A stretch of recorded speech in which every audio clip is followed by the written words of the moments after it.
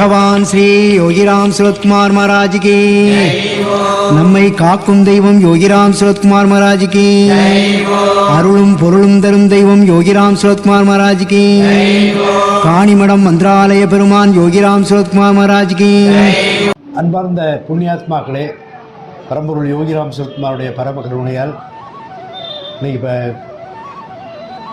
நவராத்திரி பூஜையில் கலந்து கொண்டு ஆரம்ப காலம் சின்ன வயசாக இருக்கும்போதே மெடிடேஷன் எல்லாம் இருக்கார். சென்னைக்கு வந்தால் இன்னைக்கு பார்த்துக்கங்க சாமி எப்படி பண்ணுறாரு பாருங்க. நாங்கள் வந்து புறப்பட்டு போகிறது வேற. இங்கே இது குண்டத்தூருக்கு போகணும். சாமி என்ன பண்ணிட்டாரு, ரூட்டை மேலே ஏற்றி விட்டார். போனால் 3-4 கிலோமீட்டர் போவாங்க. நாளைக்கு பார்க்கணுங்கிறது இன்னைக்கு பார்க்க. இப்போ ஒரு காரண காரியம். ஆடாதாரை ஆட வைப்பார், பாடாதாரை பாட வைப்பார், கூடாதாரை கூட வைப்பார் சத்துக்குருவனார். இந்த பிச்சைக்காரனுக்காக செலவழிக்கும் நேரமும் பணமும் என்று வீணாகாது. அப்போ அதை நான் பார்த்துக்கிடுவேன், நீ அந்த வேலையை பார்த்துட்டு போயிட்டே இரு. இன்றைக்கு ஒரு சின்ன சம்பவம் பார்த்துக்குங்க. பாலா திரிபுர சுந்தரி தான் 18 சித்தர்களுக்கும் மூலகுருவாக இருப்பாங்க. வாழை குமரி வருவாய் வருவாய் மாதா ஜெயபூம் லலிதாம்பிகே. அப்படிப்பட்ட அந்த தாய் வந்திருக்கா. நாங்கள் எங்கேயும் கொண்டு போகல, காருக்குள்ளே இருக்கா. இங்கே பேசிகிட்டு இருக்கோம். அவங்க சொல்கிறாங்க, வாழைக்குமரி இதெல்லாம் போயிட்டு வந்தோம். வாழைக்குமரினோடு எனக்கு சர்வ ஈட்டி மாற்ற அம்மா அங்கே உள்ளே இருக்கா, உடனே எடுத்துகிட்டு வருவோம்னு சொல்லி பாருங்கள். அதுதான் சத்தியம், உண்மை. நீ ஆன்மீக வழியில் உறுதியான நிலைப்பாடோடு இருந்தால் உனக்கு வழி பிறக்கும். பகவானுடைய அருளை பெற்றவர், அவர் பார்வையிலே வளர்ந்தவர் அப்படின்னு சொல்லலாம். அவங்க குடும்பமே அப்படி. அவங்க சகோதரி எழுத்து சித்தர் பாலகுமாரனுடைய பிரேம பக்த. அவங்களும் காணிமடம்லாம் வந்திருந்தாங்க. அவங்களுடைய எக்ஸ்பீரியன்ஸ், அவங்க இந்த ஆன்மீக வாழ்க்கையில் எப்போ ஆரம்பித்து, அவங்க அப்பா பெரிய அதை வெளிப்பாட்டுக்கு எழுதியிருக்காரு. எல்லாம் பாகவதத்தெல்லாம் காணிமடத்தையே எழுதி தந்திருக்காங்க. அதுக்கு உள்ள டைமை பார்க்குறோம். சினி ஃபீல்டில் உள்ள ஆட்கள் நாங்கள் பண்ணி தரோம். ஒருங்க அப்பாவுக்கு வச்சு சிறப்பாக காணிமடத்தில் பண்ணணுங்கிறது அந்த இது பெண்டிங்லேயே இருக்குது. இங்கே எப்போ ஆரம்பத்தில் நான் யோகிராம் சுரத்குமார் 1995-96 கேள்விப்பட்டேன். விசிறி சாமியார். அப்புறம் கேள்விப்பட்டது விசிறி சாமியார் தான் அப்படின்னு சொல்லுவாங்க.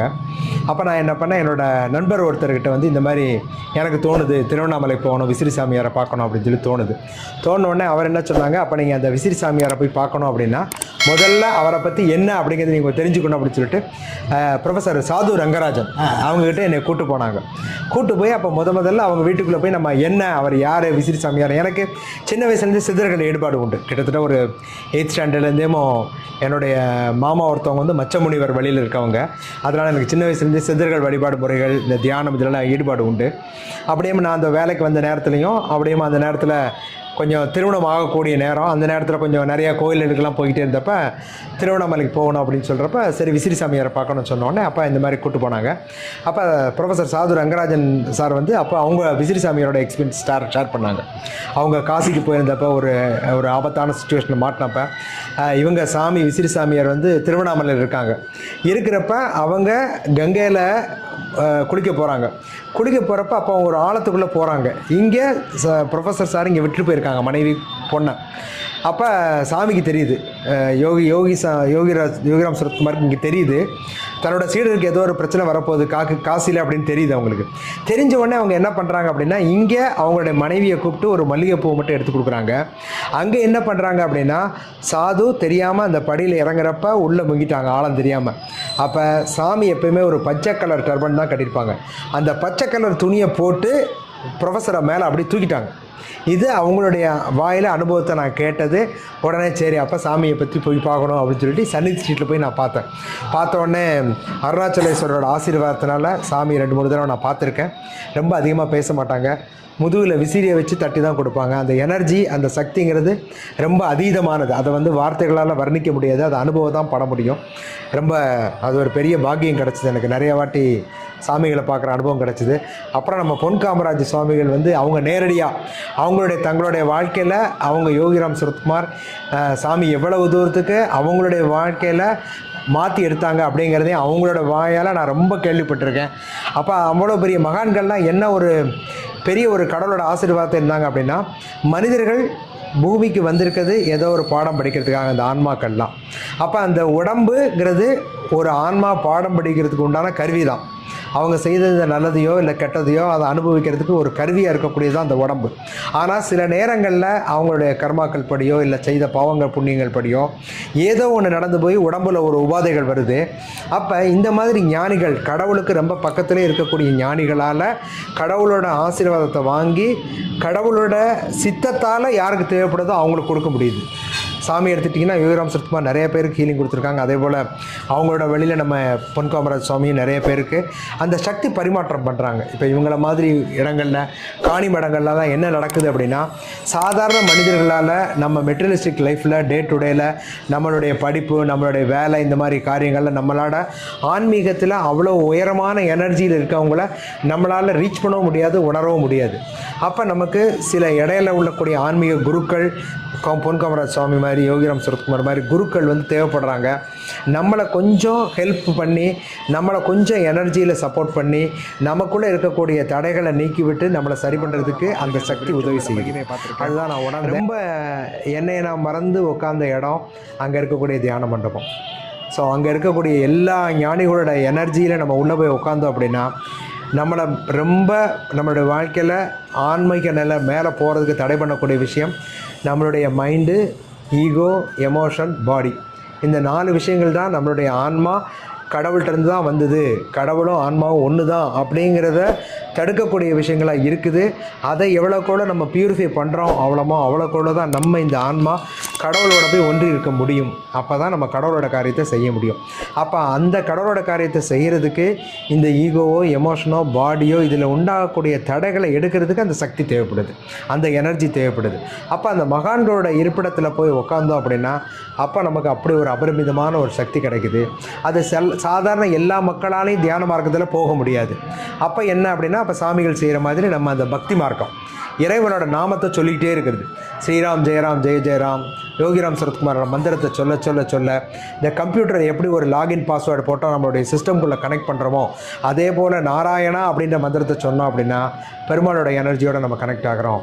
சக்தி அப்படின்னு சொன்னால் சக்தியோட கனெக்ட் ஆகிறோம். அதே போல் அருணாச்சலேஸ்வரரோட கனெக்ட் பண்ணணும், அவருடைய எனர்ஜியை புரியணும் அப்படின்னா யோகிராம் சுரத்குமாரை பிடிச்சோம் அப்படின்னா அவர் ஒரு குழந்தையை போல் நம்ம கையை பிடிச்சி அருணாச்சலேஸ்வரர் பக்கத்தில் கொண்டு போய் அந்த எனர்ஜியை நம்மளை உணர வைப்பாங்க. ரொம்ப முக்கியமான விஷயம், நம்ம இந்த பக்தி மார்க்கத்தில் மந்திரங்கள் சேன் பண்ணுறது ஈஸியான மெத்தடு, ரொம்ப கஷ்டப்பட வேண்டாம், ஈஸியான மெத்தடு. அது நம்மளுடைய இம்ப்ரூவ் பண்ணுறதுக்கு, நம்மளுடைய பாவங்களை கழிக்கிறதுக்கு உதவி செய்யுது. அதுக்கு எல்லாத்துக்கும் மேலே கலியுகத்தில் ரொம்ப எளிமையான வழி அன்னதானம் பண்ணுறது. ஸோ பிறருடைய பசியை போக்குறது அப்படிங்கிறது வந்து இறைவனுடைய தொண்டு, அது மிகப்பெரிய தொண்டு. வள்ளலாரும் அதுதான் சொல்லியிருக்காங்க, என் கடன் பணி செய்து கிடப்பதே. அதே போல் அடுத்தவங்களுடைய துன்பங்களை தன் துன்பம் போல பார்த்தாரு. வாடிய பெயரை கண்டபோதெல்லாம் வாடினேன் வள்ளலார் சாமி சொல்லியிருக்காரு. அதுபோல் யோகிராம் சுரத்குமாரும் என்னுடைய அனுபவம், நிறைய அனுபவங்கள்ல அவங்க ஆசிரமத்தில் வாயில் மந்திரம் ஓடிக்கிட்டே இருக்கும், ஸ்ரீராம் ஜெயராம் ஜெய ஜெயராம் மந்திரம் ஓடிக்கிட்டே இருக்கும். சுற்றி உள்ள பக்தர்கள்லாம் நாங்கள் பாட்டு பாடிக்கிட்டே இருப்போம். எங்களுக்கு ரொம்ப பாட்டு தெரியாது, சில பேர் பாடுவாங்க, அவங்களோட சேர்ந்து பாடிக்கிட்டே இருப்போம். அமைதியாக உட்காந்துக்கிட்டே இருப்பாங்க. இன்னும் எனக்கு டக்குன்னு ஞாபகம் தருது, அப்படியே சிங்கம் போல் எழுந்து வருவாங்க. அப்படியே அந்த ஒரு ஷால் ஒன்று போட்டிருப்பாங்க, அப்படியே சிங்கம் போல் எழுந்து வருவாங்க. எழுந்து வந்தாங்கன்னா அப்போ தான் அவங்களுடைய சக்தியை நம்ம உணர முடியும். உணர்ந்து என்ன செய்வாங்க அப்படின்னா, அந்த விசிறி எடுத்துக்குவாங்க. விசிறி எடுத்துக்கிட்டு அப்படியே 2 பக்கமும் பக்தர்களுக்கு அப்படியே வீசி வீசி விடுவாங்க. அது என்ன பண்ணுறாங்க அப்படின்னு கேட்டிங்கன்னா, அந்த எனர்ஜியை தான் கொடுக்குறாங்க. அவங்க மந்திரத்தில் அந்த இறைவனோட சக்தியை வாங்கி வாங்கி வச்சு வரக்கூடிய பக்தர்களுக்கு எல்லாத்துக்கும் அந்த எனர்ஜியை கொடுத்து அவங்களுடைய மெட்டீரியலிஸ்டிக் லைஃப்பில் ஒரு வேலை கிடைக்கிறதுக்கோ இல்லை ஒரு கல்யாணத்துக்கோ, ஏன்னா மனிதர்களுக்கு இந்த பசிங்கிறது ஒரு துன்பம், அது போகணும். அடுத்து அவங்களுடைய மெட்டீரியலிஸ்டிக் லைஃப்பில் அந்த லௌகீக வாழ்க்கையில் இருக்கக்கூடிய மற்ற பிரச்சனைகள்லாம் அவங்களுக்கு தீர ஆரம்பிக்க தான் அவங்களால இறைவனை பற்றி சிந்திக்க முடியும்.